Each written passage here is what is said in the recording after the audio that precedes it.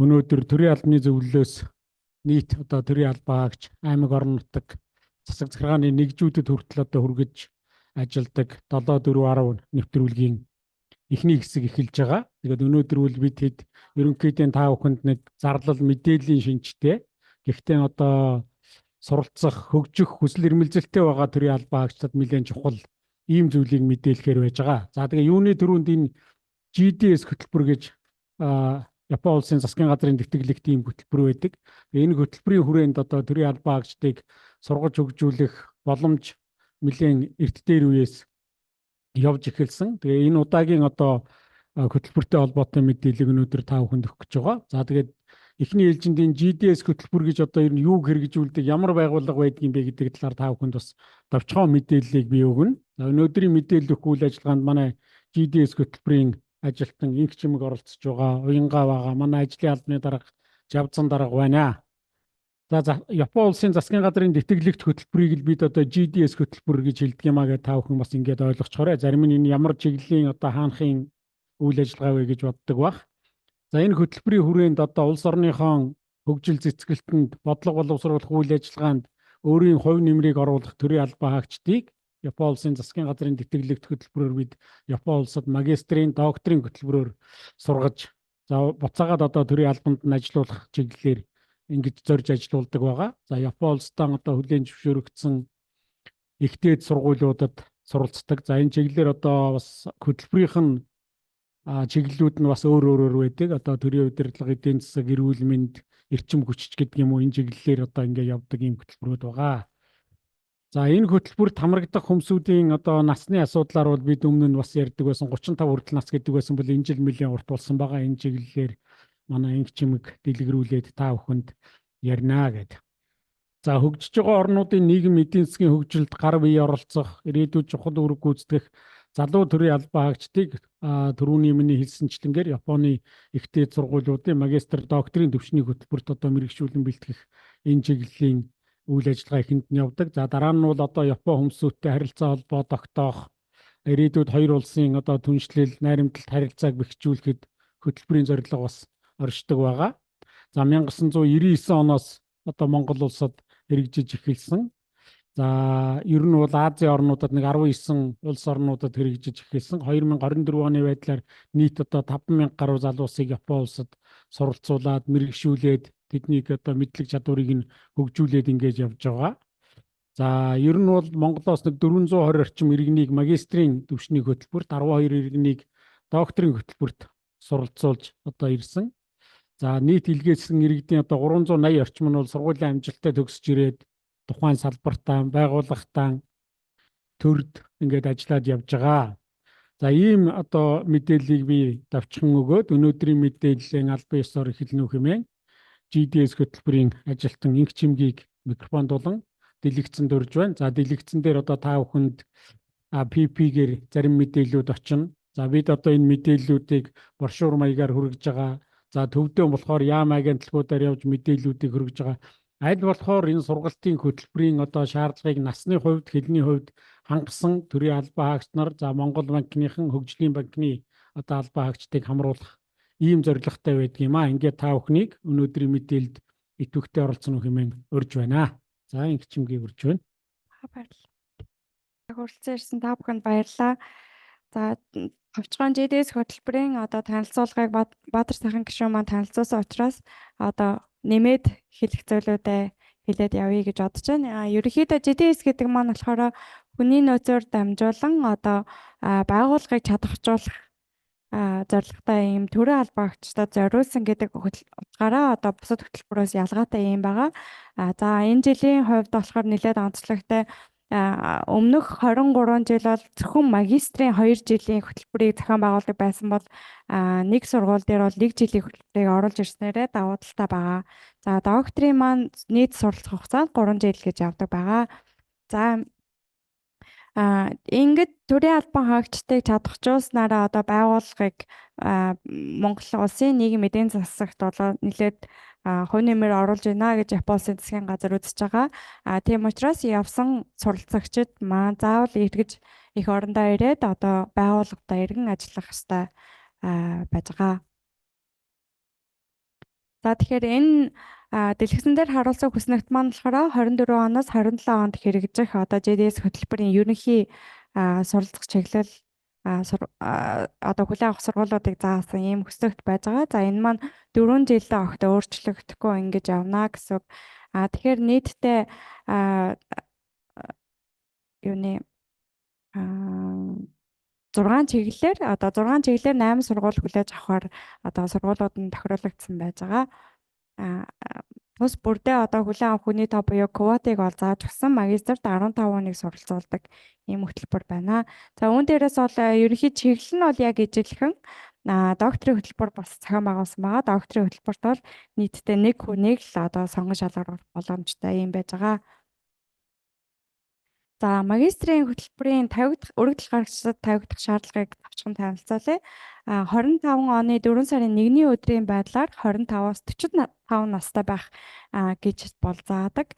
За энэ дээр одоо Японы санхүүгийн жилтэй нийцүүлээд 80 оны 4 сарын 2-ны өдрөөс 2000 оны 4 сарын 1-ний хооронд төрсэн байх ийм шаардлагыг бол тавьчихдаг. Тэгэхээр 80 оны 3 сарын 29 ч юм уу 30 төрсэн хүмүүс бол хасагдчих нь байна. 2000 оны 4 сарын 2-оос 2-нд төрсэн хүн бол хасагдчих нь байна гэдгийг энэ дээр бол хатуу шаардлага тавьдаг учраас маш сайн анхаарахыг хүсэж байна. Тэгээд одоо Монгол улсын болоод бусад гадаад орноор бакалаврын зэрэгтэй байж болно. Гэхдээ бакалаврын зэрэгээ засгийн газрын тэтгэлгээр хамгаалсан байж болно. Магистр хамгаалсан байх юм бол та өргөдөл гаргах боломжгүй болчих юм байнамаа. За тэгээд төр захиргааны байгууллагуудад төрийн захиргааны болон төрийн тусгай гэсэн энэ ангиллаар 2-оос дээш жил ажилласан албан хаагчид бол хамрагдах боломжтой. Үүн дээрээс Монгол банк, Монгол Улсын хөгжлийн банкны ажлууд бол хамрагдах боломжтой гэж зааж байгаа. За энэ ажил байдлын хувьд 2 жил гэж зааж байгаа маань нийтдээ төрийн албанд 2 жил гэж зааж байгаа болохоос одоо нэг байгууллагада 2 жил гэж шаардаагүй гэдгийг бас та бүхэн сайн хатар ойлгохыг хүсэж байна. За хэлний мэдлэгийн хувьд болохоор ерөнхийдөө одоо дэлгэцэн дээр бол TOEFL IBT 61, ITP 500, IELTS 5.5 гэдэг оноонууд заасан байгаа боловч энэ маань болохоор босоо оноо бол ерөөсөө биш юм байнамаа. Хэрвээ танд ийм хүчинтэй оноо байгаад одоо өргөдөл гаргахтаа хамт ирүүлсэн байх тохиолдолд JDS хөтөлбөрөөс зохион байгуулж байгаа одоо хэлний төвшин тогтоох шалгалтаас чөлөөлөгдөж болно гэдгээрээ л одоо ялгаатай түнш оноотой байлаа, оноогүй байлаа гэдээ ямар нэгэн цензуур үүсгэж хөтөлбөрт материалаа илгээх боломжгүй болчихно гэдэг ийм асуудал бол ерөөсөө үүсэхгүй. За мэдээж хэрэг Япон улсын одоо засгийн газрын тэтгэлэгтэй хөтөлбөр байгаа учраас ямарваа нэг хэмжээгээр одоо Япон улстай холбоотойгоор сургалтанд хамрагдсан ч гэдэм үү анхан шатны Япон хэлний мэдлэгтэй байсан ч гэсэндээ одоо таны давуу тал болж одоо нэмэх оноо болж ордог юм байнамаа.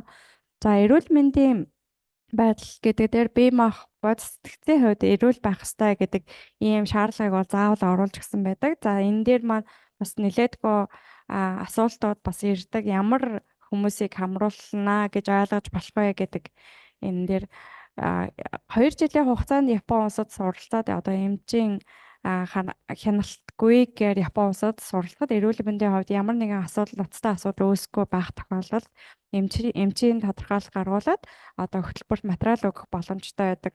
Зарим хүмүүс одоо сонсголын жоохон бэрхшээлтэй ч гэдэг юм уу эсвэл харааны хэдэн хувь нь хардгуу ч гэдэг юм уу те ийм тохиолдлуудыг бас кейсүүд бас гарч ирдэг. Тэгэхээр энэ болгоно бол нээлттэй байгаа 2 жилийн хугацаанд сурахад бол ямар нэгэн та ажил хийгээд явж байгаа бол хэвийн өдөр тутмын өнгөрүүлж байгаа бол та суралцахад бас бүрэн боломжтой юм аа. Таныг дэмжих боломжтой юм аа гэдгийг бас цохон тэмдэглэсэн байдаг. За дээрэс нь ямар хүмүүсийг хамруулахгүй гэж Японы засгийн газар зааж байна гэхээр магистрийн тэтгэлэгт өмнө хамрагдчихсан эсвэл одоо хамрагдах нь тодорхой болчихсон ийм хүмүүс бол хөтөлбөрт хамрагдах боломжгүй.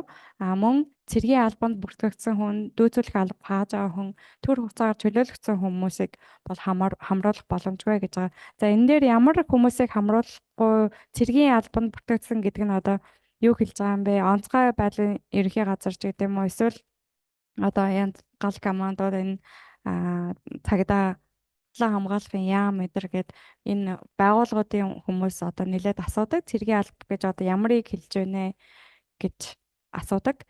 За тэгэхээр үүн дээр тайлбар хэлэхэд бол Япон улс бол гадаад улсад хандсан гадаад бодлоготой одоо хүчний байгууллага гадаад бодлоготой холбоотой хамтран ажилладаг хүчний байгууллагуудад бол хөрөнгө оруулалт хийхгүй. Түүнээс биш одоо дотоодын аюулгүй байдлыг хамгаалах онцгой байдал ч гэдэг юм уу эсвэл хил хамгаалах газар ч гэдэг юм уу тийм энэ дотоодынхаа асуудлыг хариуцдаг энэ байгууллагуудын төрийн албан хаагчдыг бол сургахаас бол татгалзахгүй гэдэг байдлаар ийм заалт оруулж өгсөн байдаг. За тэгэхээр докторийн хувьд болохоор магистртайгаа мөн адилхан 45 хүртэлх насны одоо Японд магистрийн зэрэг хамгаалж ирсэн хүмүүсийг бэлтгэж 3 жил суралцуулах боломжтой гэдэг утгаараа шинээр нэмж оруулсан хөтөлбөр байж байгаа. За энэ жилийн хувьд бол докторийн 9 дахь ээлжид эсэлтэд зарлах гэж байна. 45 магистрийг өмнө нь 39 гэж заадаг байсан бол доктортойгоо нийцүүлээд 45 болгосон. За энэ маань болохоор тэтгэврт гарах нас маань ингээд сунаад одоо 65 болсонтой холбогдуулаад энэ нийтдээ төрийн албанд ажиллаж байгаа хүмүүс нь ихэнх нь одоо 40-од насны хүмүүс бас дээдлэх хувийг эзэлж байна гэдэг энэ судалгаа өнгөрсөн жил явагдсны үүднээс мөн дээрэс нь төрийн байгууллагуудаас одоо насны хязгаарыг жоохон нэмж өгөөч гэдэг маш олон санал ирсний улмаас одоо энийг нэмсэн байгаа. За тэгэхээр докторийн хөтөлбөрийн хувьд болохоор нэг ялгаатай зүйл нь болохоор Япон улсад магистрийн зэрэг хамгаалж ирснээс хойш төрийн жинхэнэ албан хаагчаар эсвэл Монгол банк, Монгол улсын хөгжлийн банкнд 2-оос дээш жил ажилласан албан хаагчдыг бол дахин мэргэжүүлэн сургах боломжтой гэдэг ийм заалт оруулж өгснөрөө бол бусад хөтөлбөрөөс ялгаатай байгаа. За тэгэхээр бүртгэлийн хугацаа бол өнгөрсөн 9 сарын 3-наас зарлаж эхэлсэн байгаа. Магистрийнхыг 10 сарын 25-нд 14 цаг хүртэл, докторийн материалыг бол 12 сарын 6-ны 14 цаг хүртэл хүлээж авах боломжтой гэсэн байж байгаа. За тэгэхээр хөтөлбөрт яаж хамрагдах вэ гэхээр өргөдлөө бол цахимаар гаргаж өгөх хэрэгтэй байгаа. Тэгэхээр та бүхэн вебсайттайгаа маш сайтар танилцах хэрэгтэй. Яг одоогийн байдлаар JICE-аас зохион байгуулах танилцуулга семинаруудын хуваарийг ол биччихсэн байж байгаа. Үүнийгээ бол цаг одоо урьдчилан бүртгэл хийх линктэй хамт ингээд вебсайтн дээр байрлуулад тавьчихсан байж байгаа. Хэрвээ та оролцоод нэмэлт мэдээлэл авахыг хүсвэл одоо энэ линкүүдээр холбогдоод урьдчилан бүртгэл хийлгээд вебсайтаар мэдээлэл авах боломжтой гэдгийг дуулах байна. За тэгээд мөн дээрээс нь байгууллагууд дээр очиж тусгаалan одоо цаг нь хэрвээ тохирч чадах юм бол одоо тусгаалan семинар танилцуулга хийх боломжтой учраас хүний нөөцийн бэрхшлүүд бас хамтран ажиллахад бэлэн байна гэдгээ дуулгая. За магистрийн шалгаруулалтын хувьд болохоор ерөнхийдөө 3 үе шаттай одоо сонгон шалгаруулалт зохион байгуулдаг. Нэгдүгээр шатны бичиг баримтын сонгон шалгаруулалт, хоёрдугаар шатны мэргэжлийн ярьсан шалгалтыг бол тухайн хүлээн авч байгаа ихтэй сургуулиуд нь шалгадаг байгаа. За энэ хоёр шалгалтын дээр юуг голчлон анхаардаг вэ гэхээр одоо суурь боловсрол нь ямар байгууллага нь ямар төвшин тодорхойлсон судалгаж байгаа судалгааны төлөвлөгөө нь одоо хэр он навчтай энэ сургуульд одоо удирдах боломжтой сэдв мөн үү биш үү гэдэг талаас нь одоо голчлон дүгндэг юм байна. За 3 дугаар шатны шалгаруулалт маань болохоор ерөнхий ярилцлагын шалгалт удирдах зөвлөл маань бол зохион байгуулдаг. За удирдах зөвлөл гэхээр ямар бүтцтэй байдаг вэ гэхээр Монгол улс Япон улсын засгийн газрын төлөөлөлтөөс бүрдсэн одоо нэг 6 хүний бүрэлдэхүүнтэй ийм удирдах зөвлөл маань байж байгаа. За үүнд маань бол төрийн албан зөвлөл мэдээж хэрэг багтдаг байж байгаа. За 3 дугаар шатны сонгон шалгаруулалт маань болохоор ерөнхийдөө энэ хүний судалгааны сэдвийн үр дүн ач холбогдол нь Монгол улсын хөгжил хэр зэрэг ач холбогдолтой сэдвийн үр дүнгээ үнэхээр хэрэгжүүлэх боломжтой ийм сэдв мөн байж чадах уу гэдэг ийм зүйл дээр одоо онцлон шалгуураа тавьдаг ийм шалгаруул байт юм аа. За докторийн шалгалтын хувьд болохоор жоохон эсрэгээрээ эхний бичиг баримтын сонгон шалгаруулалт болон ерөнхий ярилцлагыг нь удирдах зөвлөл маань зохион байгуулад үүний дараагаар тухайн сургууль дээр нь элсэлтийн шалгалтаар зохион байгуулдаг ийм эсрэг сонгож алгаруулалт зохион байгуулагддаг. За хугацааны хувьд сонгон шалгаруулалтын хугацааны хувьд болохоор ерөнхийдөө нэг хагас жилийн орчим зохион байгуулагдаад яг явах нь бол эх оны 8 дугаар сард байж байгаа. За тэгэхээр ер нь ерөнхийдөө бол нэгдүгээр шатны бичиг баримтын сонгон шалгаруулалтанд тэнцсэн бүх хүмүүс одоо англи хэлний сургалтанд үн төлбөргүйгээр хамрах боломжтой. За ерөнхийдөө нэг 50 цагаар төлөвлөд эх оны 1-ээс 2 дугаар сарын хооронд ажлын дараагаар зохион байгуулаг ийм сургалт маань байж байгаа. За Японы сургалтын хувьд болохоор сүүлийн байдлаар удирдах зөвлөл маань тэнцвэрсэн одоо нийт 15 магистр суралцах оюутнууд маань одоо суралцдаг ийм 2 сарын хугацааны сургалт байж байгаа. За бүрдүүлэх материалын хувьд товчхон танилцуулахад өргөдөл гарагчд маань нийтдээ бол 1-ээс дэлгэцнээр харуулсан 1-ээс 10 дугаарлсан одоо энэ бичиг баримтуудыг бүрдүүлэх ёстой. GRIPS гэдэг одоо үндэсний бодлого судлалын их сургууль зөвхөн нэмэлт бичиг баримтуудыг бол шаардсан байж байгаа. За үүнээс болохоор байгууллагатай хамааралтай нь болохоор зөвхөн одоо 4, 6 дээр тэмдэглэсэн энэ бичгүүдийг бол гаргаж өгөхөд өргөдөл гарагчид маань өөрсдөө захимаар өргөлөө гаргах бүрэн боломжтой юм байж байгаа. За байгууллагын тодорхойлол гэдэг нь болохоор 3 хуудас JDS хөтөлбөрийн зүгээс боловсруулсан ийм материал байж байгаа. За энийг өргөдөл гарагч нар маань одоо шууд удирдлагатаа өгөөд бөглүүлэх юм боломжтой. За ажлын тодорхойлол гэдэг нь болохоор байгууллагын бланк дээр гаргасан одоо тэдэн оны тэдэн сараас хойш ийм албан тушаалд ийм зэрэг ийм алба хэлцэд газарч гэдэг юм те ийм тодорхой ажиллаж байгаа нь үнэн гэсэн ийм тодорхойлолт байх юм.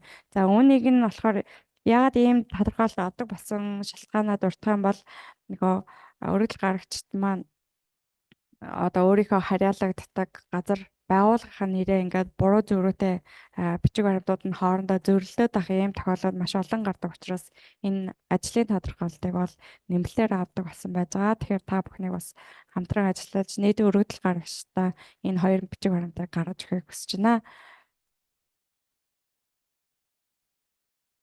За үүнээс гадна одоо сонгон шалгаруулалтын явцад байгууллагаас хамааралтай зүйл нь болохоор final check form буюу одоо энэ хүнийг 3 дугаар сонгон шалгаруулалт удирдах зөвлөл маань эцсийн байдлаар тэнцэгчээр зарласан тохиолдолд эргээд та 2 жилийн хугацаанд ажлын байрыг нь хангах боломжтой юу? Танай байгууллага гэдгийг баталгааны хуудас байж идэг. За үүнийг эрүүлжээж одоо хамгийн сүүлийн эцсийн шатны сонгон шалгаруулалтанд оролцох эрх нь үүсдэг болохоор одоо зайлшгүй авах шаардлагатай юм бичиг байж байгаа. За үүнээс гадна одоо тэнцэхээр одоо тэнцээд явах нь тодорхой болчихсны дараагаар төрийн албаны зөвлөлөөс 3 талт гэрээнд гарын үсэг зурах ёслолын арга хэмжээг зохион байгуулж өгдөг байж байгаа.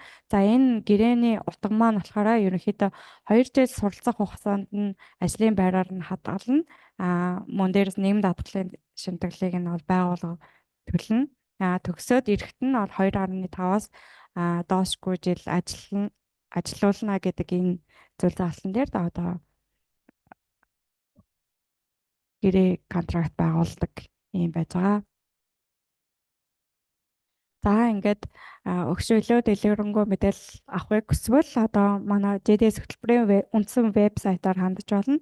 Мөн гар утаснуудаар мэйл хаягаар одоо ажлын цагаар бол одоо хизээдэж холбоо орж мэдээлэл авах бүрэн боломжтой. За анхаарал тавьсан та бүхэнд баярлалаа. JDS хөтөлбөрийн ажилтан Инх Чимэгт баярлалаа. Ерөнхийдөө энэ хүү мэдээллээр бид төрийн албан хаагчдыг төв орон нутгийн одоо байгууллагуудад ерөнхийдөө хэлэх юм бол 3 шаардлагыг л нэн тэргуунд одоо хангасан байгаарай гэдэг зүйлийг та бүхэнд дахин мэдээлж байгаа юм. Нэгдүгээр төрийн байгууллагатаа хууль ёсны дагуу шалгалт шүлгээ орж ажиллаад 2 жил ажилласан байх ёстой. 2 ба түүнээс дээш жил. За дараагийнх нь сая одоо танилцуулга мэдээлэл дээр гарсан насны шаардлага байж байгаа. Тэгэхээр зэрэг манайхан одоо би арай л 25 нас хүрээгүй байгаа юм. Тэгтээ орчмоор гэдэг хүсэлт тавиад байдаг. Тэрийг бол одоо Японы хууль дүрм зарчим шалгаруулах шаардлага онцлог байдаг учраас энэ дээр бол одоо боломж байхгүй. Яг л энэ тавьсан шаардлагаараа явна шүү гэдэг зүйлийг бас анхаараарай гэдэг зүйлийг хэлнэ. За 3 дугаарт нь бол хэлний одоо шаардлага байж байгаа. За онооны шаардлагыг за бүрэн дүүрэн одоо шаардахгүй юм байна гэж бодоод хэлний шаардлага нь доогуур хүн байх юм бол бас очиод улс орныхоо хувьд ч тэр өөрийнхөө хувьд ч тэр байгууллагын төлөөлөөч тэр эвгүй байдалд ордгоо. Тэгэхээр энэ зүйлүүдийг бас сайн одоо анхаараарай гэдэг зүйлийг бас та бүхэндээ зөвлөе. Ингээд одоо зарим нэг асуулт байвал бас хариулах цаг байна. За тэр хооронд нь би түрүүн арай жижигээр гарсан байж байгаа слайдн дээр гарсан зүйлүүд байж байгаа. Макро эдийн засаг эрүүл мэндийн үйл ажиллагаат нэг засаглалыг бэхжүүлэх чиглэлээр нэгдүгээр багцсан байж байгаа. Тэргүүлэх чиглэлийн хувьд. За энд нь болохоор зэрэг төрийн санхүүгийн удирдлагыг чадваржуулах, санхүүгийн системийг хөгжүүлэх чиглэлээр за тэгээд төрийн санхүүгийн удирдлагаар Сайтамагийн сургуульд суралцах боломж байж байгаа гэсэн үг. Хүмүүнлэг нийгмийн ухааны судлалын тэнхимд нь. За хоёрдугаарт нь бол санхүүгийн бодлого, хөрөнгийн зах зээлийн бодлогын чиглэлээр Япон улсын олон улсын их сургуульд олон улсын харилцааны тэнхимд нь суралцах боломж нээлттэй байж байгаа. За дараагийн одоо засаглалыг бэхжүүлэх чиглэлээр ямар одоо байна вэ гэхээр төрийн захиргааны чиглэлээр суралцах боломж байж байгаа. Мэжигийн их сургуульд засаглал судлалын тэнхимд суралцаж болно. За мөн төрийн захиргаагаар 1 жилийн хөтөлбөр байж байгаа. Үндэсний бодлого судлалын их сургууль байж байгаа. За энэ залуу өдөрдөгч залуу манлайллын чиглэлийн ийм одоо бие даасан сургууль байдаг үндэсний бодлого судлалын. За дараа нь бизнес эдийн засгийн олон улсын эрх зүйн тогтолцооны чиглэлээр суралцах боломж бий. Нагайогийн их сургуульд байгаа. За энэ брошюр, энэ мэдээллүүд бол одоо GDS-ийн хөтөлбөр, вебсайт, төрийн албаны зөвлөлийн вебсайтуудаар бас та бүхэнд мэдээлж байгаа гэдэг. За дэд хөтөлбөрийн хүрээнд хүрээлэн буй орчинтой зохицсон эдийн засгийн тэнцвэртэй өсөлтийг хангах энэ хөтөлбөрийн хүрээнд бол дотоодын үйлдвэрлэгчийг чадваржуулах, экспортын бараа бүтээгдэхүүнийг төрөлжүүлэх чиглэлээр Хирошимагийн их сургуульд байгаа. Мөн одоо ийм боломж бий. Рёккогийн их сургуульд мөн байна. Бизнесийн удирдлагын тэнхимд. За доктортой эрчим хүчний хөгжлийн бодлогын чиглэлээр Нагайогийн их сургуульд байгаль орчны судлалын чиглэлээр гэсэн ийм зүйлүүд байж байгаа гэсэн. За ингээд та бүхнийг одоо товчхон асуулт байвал бас боломжоор хариулахыг хичээе. Ерөнхийдөө бол GDS хөтөлбөрийн хүрээнд бол төгсөх хүртлээр гэр бүлээ уурахыг хамт байхыг бол зөвшөөрдөг. Өнгөрсөн жилийн хүртэл болохоор Японд оцсноос хойш 3 сарын дараагаар гэр бүлээ урах ийм эрхэн нээгддэг байсан. Энэ жилээс эхлээд арай жоохон энэ зарчим нь одоо зөөлрөөд очингуудаа хэрвээ та өөрөө хөөцөлдөж чадах юм бол сарын дарааж байсан хамаагүй одоо гэр бүлээ уурах юм бүрэн боломжтой гэд одоо журмаа арай жоохон зөөлөж өгсөн байж байгаа. Гэхдээ хөтөлбөрийн зүгээс бол ерөнхийдөө нэг 3 сар байхад та өөрөө ч гэсэн дасчих нь байр орон сууцаа ч гэсэн бэлтчих нь ар гэрээг хүлээж авах ямар нэгэн одоо дэмжлэг үзүүлэх бүрэн боломжтой болсон байх учраас нэг 3 сарда та төр хүлээж байгаа ч гэдэг ийм зөвлөгөөг бол өгдөг. Гэхдээ тухайн хүн би чаднаа гэдээ урьсан байх тохиолдол бол JICE-ийн хөтөлбөрийн зүгээс татхан зах зөвлөгөө ийм болсон байж байгаа. За өөр яаж ийн гин?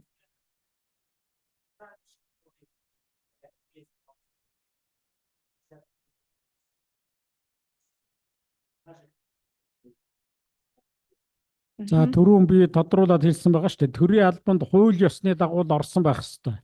Тэгэхээр төрийн албан хаагчид яаж орсон байдаг вэ гэхээр төрийн жинхэнэ албанд шалгалт зөвлөггүйгээр улс төрийн албан тушаалаас, төрийн үйлчлэгээний албан тушаалаас, төрийн бус байгууллагаас, за төрийн өмчт үйлдвэрийн газраас шалгалт зөвлөггүйгээр орсон байгаа энэ байдал бол яг төрийн жинхэнэ албан хаагчийн статусыг хадгалж чадахгүй шүү дээ. Тийм учраас бид бичиг баримтын одоо нягтлах энэ явцад бол та хэрвээ саяын хэлсэн шаардлагуудыг хангаагүй байвал төрийн жинхэнэ албанд одоо 2 ба түүнээс дээш ажиллаагүй юм байна л гэдэг энэ категорид ороо явчихна гэж ойлгоорой. Тийм үүн дээр нэмээд тайлбар хэлэхэд бол хөтөлбөрийн зүгээс болохоор нийгмийн даатгалын дэвтэр болон одоо байгууллагаас ирүүлсэн ажлын тодорхойлолтоор үндэслээд одоо ерөнхийдөө хянчдаг. Үүний дараагаар ч гэсэндээ бүх сонгож шалгаруулалт эхлэхээс өмнө төрийн албаны зөвлөлөөр дамжуулаад үнэхээр энэ хүмүүс одоо төрийн жинхэнэ албанд 2-оос дээш жил ажилласан байна уугүй юу гэдгийг хянаж өгөөч гэдэг ийм хүсэл тавиад хянуулдаг байж байгаа Тэгэхээр яг нөгөө гишүүний хэлсэнтэй яг адилхан 2 жил үнэхээр төрийн жинхэнэ албанд ажилласан байна уугүй юу гэдгийг олох хянах бүрэн боломжтой байгаа.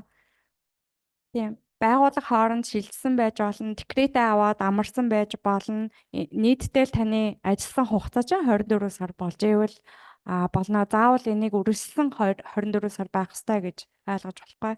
Докторийн зэрэгт болохоор заавал Японд магистр хамгаалсан байх ёстой гэдэг ийм шаардлага тавьж байгаа. Үндсэндээ магистр төгсөж ирснээс хойш 2 жил доктор төрийн байгууллагуудад ажилласан ийм 45 нас хүртэлх албаагчдыг бол хамруулах боломжтой. Тэгээ одоо өнгөрсөн жилийн хувьд энэ жилийн хувьд гэдэг юм уу одоо санхүүгийн зохицуулах хорооны төрийн жинхэнэ албаагч Японд магистр хамгаалчаад буцаж ирээд санхүүгийн зохицуулах хороонд ажиллаж агаад тэгээ сая одоо докторийн сургалтанд шаардлага хангаад шалгалт шүүлгээ өгөөд ингээ явсан байгаа. Тэгэхээр зэрэг ерөөсөн дахиад давтаад хэлэхээр бол Японы ихтэй сургуульд магистр хамгаалсан тэр хүн буцаад одоо докторийн шаардлага хангаад очих юм бол тэр сургуульдаа одоо докторийн сургалтыг үргэлжлүүл сурнаа л гэсэн үг. За ковидын үед ажилласан хугацааг засгийн газрын 2018 оны 382 дугаар тогтоол дээр төрийн албанд ажилласанд нь тооцоо явж байгаа учраас энэ бол одоо тооцогдно гэсэн үг. Соёл урлагийн чиглэлээр бол байхгүй. Энэ дандаа нөгөө захиргааны засаглалыг бэхжүүлэх гэдэг ийм зорилттой хөтөлбөр байж байгаа учраас бусад чиглэл бол байхгүй. За энэ мессежээр ирсэн асуултуудад хариулъя. 2 дугаар шатны ярилцлага хизээ болох вэ гэж нь. Тэгэхээр энэ үүнтэй нийцүүлээд ерөнхий төлөвлөгөөгөө танилцуулжээ. Одоо энэ 10 сард бүгд материалаа хүлээж авсны дараагаар 11 сард хэлийн шалгалтандаа хамрагдчихад 12 сард бол ерөнхийдөө тухайн сургуулиуд нь бичиг баримтыг сонгож шалгаруулалтаа зохион байгуулна. Ингээд 1 сардаа англи хэлний шалгалтандаа англи хэлний бэлтгэлдээ хамрагдчихад 2 дугаар сард багш нарынхаа одоо ярилцлагатаа орчоод 3 дугаар сард удирдах зөвлөлийн ярилцлаганд орно гэсэн ийм хуваартай байж байгаа. За мөн магистрийн насны хязгаарыг дахин хэлж өгөөч гэсэн байна. 1980 оны 4 сарын 2-ны өдрөөс 2000 оны 4 сарын 1-ний хооронд төрсэн 25-аас 45 насны албан хаагчид бол хамрагдах боломжтой. За доктор дээр болохоор тухайлан заагаагүй боловч Японд магистр төгссөн төрийн албандаа 2 жил ажиллаж байгаа. Яг одоо үндсэн албаагчаар хамрагдж байгаа ажиллаж байгаа гэсэн үг байна шүү. Тэгэхээр 45 нас хүртэлх хүмүүс бол материал өгөх боломжтой. Гол нь нөгөө Японоос өөр улсад магистр хамгаалсан бол энийг тооцохгүй гэж байгаа. Энэ дээр маш сайн анхаарах хэрэгтэй. Амьдрах байрны талаар гэх юм бол ерөнхийдөө эндээс нөгөө нэг ямар хідэн төрөний өртөгтэй одоо гэр бүлээрээ амьдрах юм уу ганцаараа амьдрах юм уу ямар хүсэлттэй байгаа вэ гэдэг одоо өөрийнхөө нөгөө сонголтуудаа хүсэлттэй гаргаад өгчдөг. Тэгэхээр тэрнийхэн дагуу жайс бол байрыг нь бэлдээд өгчдөг. Эсвэл одоо бэлдсэн байр нь одоо таалагдахгүй юм орчин нөхцөлд зохицохгүй юм байх юм бол одоо дахиад атсан хойноо байр хайхад нь гэрээ байгуулаад дуусаад нүгээд орох хүртэл нь жайсын зүгээс дэмжлэг үзүүлдэг болохоор энэ дээр бол айх асуудал байхгүй. Магистрт бол 1 жилийн сонголттой грипс үндэсний бодлогын хүрээлэн гэд байж байгаа. Бусд нь бол 2 жилийн магистр байж байгаа. Доктор бол 3 жил байгаа. Тийм. Засгийн газрын тэтгэл 100% тэтгэлэгтэй бүх Японд 2 жилийн хугацаанд 3 жилийн хугацаанд амьдрахад танаас бол нэг төгрөгч гарахгүйгээр одоо амжиргааны бүх зарлууд олгогдно. Янз бүрийн семинар сургалтуудад оролцох 3 дахь орн руу одоо судалгааны ажиллаар явахт нь хүртэл дэмжлэг үзүүлж зовлыг нь өгдөг ийм одоо маш боломжтой хөтөлбөр байж байгаа. Ямар ч байсан нөгөө эхний ээлжинд одоо натуратор материалаа баталгаажуулаад ЖДС хөтөлбөрт өргөдөл гартал бол мэдээж танаас бол тодорхой хэмжээний зардал гарна. Сонгож шалгаруулалт ихснээс хойш бол танаас мөнгө гарах шаардлага бол байхгүй маа. Англи хэлний хувьд болохоор босго оноо заахгүй байгаа боловч одоо ямар ч хэлний бэлтгэлгүйгээр атсан хойноо шууд магистрийн хичээлээ одоо англи хэлээр сонсоод семинартаа оролцоод нөгөө оюутнуудтайгаа олон улсын оюутнуудтайгаа харилцаад мэтгэлцээ эндэрт оролцоод явдаг учраас тодорхой хэмжээний агсан төвшний мэдлэгтэй байх шаардлагатай гэж байгаа. Хэдийгээр таны төвшин доогуур ч гэдэм үү дундуур байлаа гэдэг юм бол одоо мэдээж атсан хойноо нөгөө нэмэлт хичээлүүд аваад судлах бас бүрэн боломжтой. Хамгийн гол нь бичсэн өргөдлийн маягт судалгааны төлөвлөгөө чинь маш оновчтой байгаад удирдах боломжтой юм сэдв бах юм бол тухайн багш нь сургууль нь дэмжиж ингээд сургаад хөгжүүлээ явцдаг учраас бас шууд би хэлэндээ муу юм чинь гэж шантарч бас болохгүй хичээгээд зүтгээд үзэх хэрэгтэй гэж зөвлөх байна. Тэгээд нөгөө магистрийн хөтөлбөрийн 3 дугаар шатны шалгалтын дээр ерөнхий ярилцлагын шалгалт өгж байгаа. Ерөнхий ярилцлагын шалгалтын дээр очихоор удирдах зөвлөл дээр англи хэл дээр өөрийнхөө одоо сурах гэж байгаа хөтөлбөрийн агуулга, суралцах зорилго, эргэж ирээд ажиллах энэ чиглэлийнхаа одоо үйл явцыг англи хэл дээр илэрхийлдэг учраас мэдээж одоо англи хэлний ярианы болон одоо бичгийн тодорхой шаардлагуудыг шаардна. Тэгэхээр зэрэг шалгалтын үед орж ирчгээд дуурч чадахгүй, ярьж чадахгүй, мэдлж чадахгүй ийм одоо асуудлууд үүсдэг зүйлээ бас анхаарах хэрэгтэй гэдгийг анхааруулж байгаа. JS Office-ийн утасны дугаар холбогдох вебсайтыг дахиад харуулад өгөөч гинэ. Та PowerPoint-ыг хамгийн сүүлийн утасанд нь шилжүүлээд өгөөч.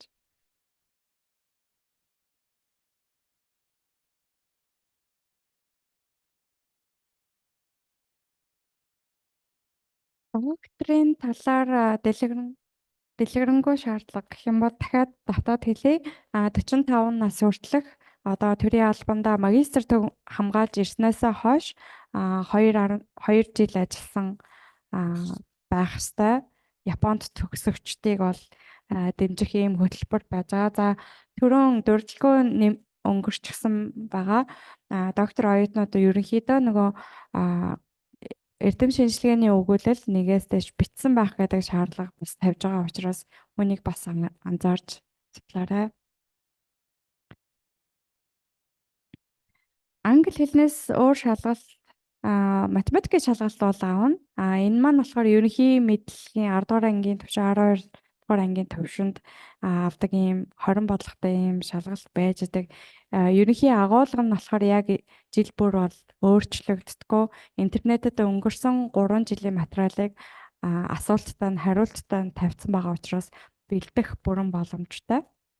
За хүндээс одоо хөнгөнөөс хөндрүүлсэн ийм 20 бодлого байж байгаа. За ямар ч хичнээн одоо 10 жилийн сургуулийг математикаас холдоод одоо 10 20 жил болдог байсан ч гэсэн энэ нөгөө жишг асуултуудыг нэг зөхиод харсан байхад бол эхний 5 бодлогыг бол чөлөөтэй бодох бүрэн боломжтой ийм асуултууд байдаг.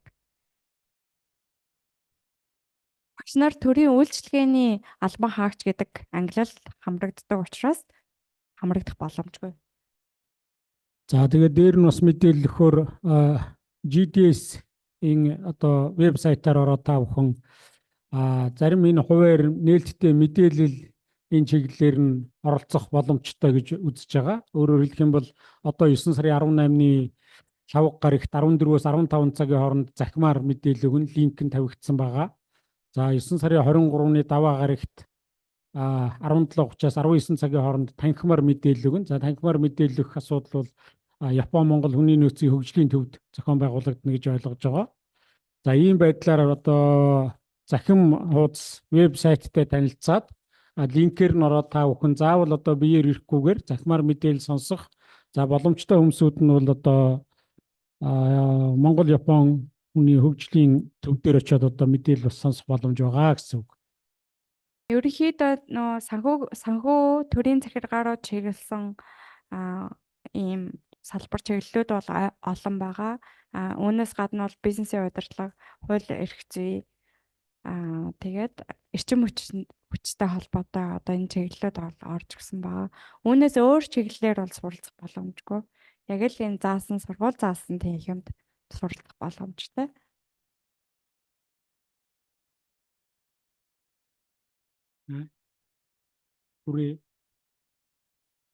Төр албан агч бол хамрагдах боломжгүй. Ер нь бол төрийн албанд төр томилогдно гэдэг ойлголт байхгүй шүү дээ. Хуульч өртсөн томилгоогоор нь дундлан явж байгаа баг.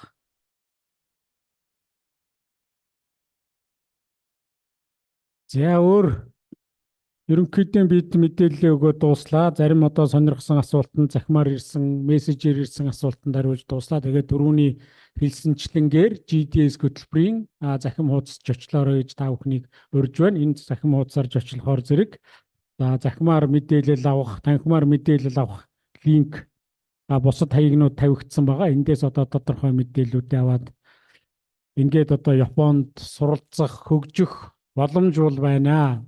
Саяын ярьсан одоо мэдээлэлээр өгсөн шаардлагуудыг хангасан тохиолдолд бол танд болон таны гэр бүл, үр хүүхэд, найз нөхөд бол энэ шаардлагыг хангасан тохиолдолд одоо суралцах боломж бүрэн байна гэдгийг дахин мэдээлье.